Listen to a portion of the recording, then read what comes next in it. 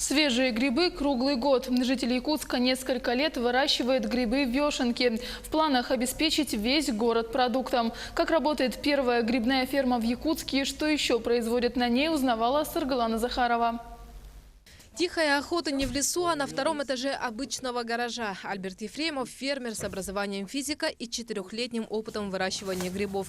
Сегодня он не просто садит и собирает урожай, сам обрабатывает семена и готовит удобрения для грибниц. Эта комната называется инкубационная. Здесь происходит начальный этап выращивания грибов.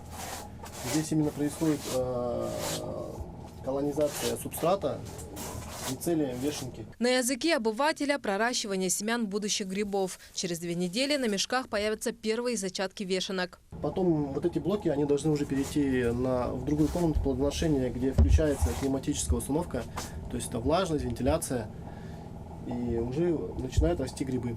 В инкубационной дозревают 40 мешков. В следующей комнате в работе уже больше 20. Заходим в комнату плодоношения.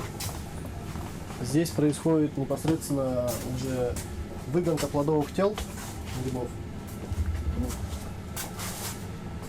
Здесь уже почти все грибы собраны.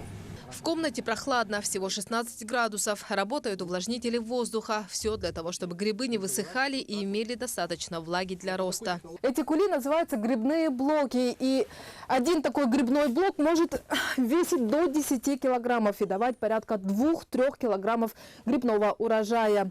Плодоносить будет блок примерно 2 месяца. А после этого отработавшую солому переработают в удобрение. Таким образом, производство на ферме почти безотходное. Получается из соломы экстракт «жидкая земля». По словам Альберта, она может оживить даже самый истощенный чернозем. Полностью воссоздано все, что происходит в почве настоящей.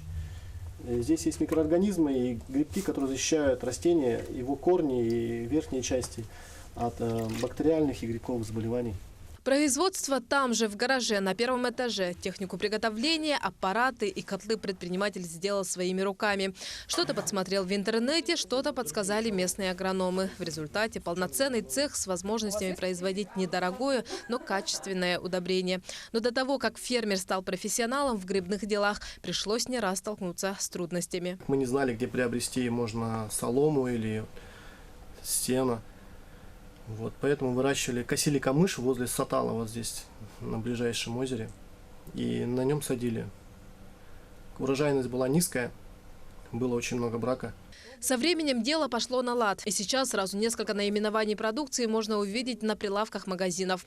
Вешенки местные, а значит более свежая и полезная альтернатива привозным грибам. В планах у предпринимателя расширить ассортимент и начать выращивать популярные у населения шиитаки. Саргалана Захарова, Владимир Павлов, Якутск.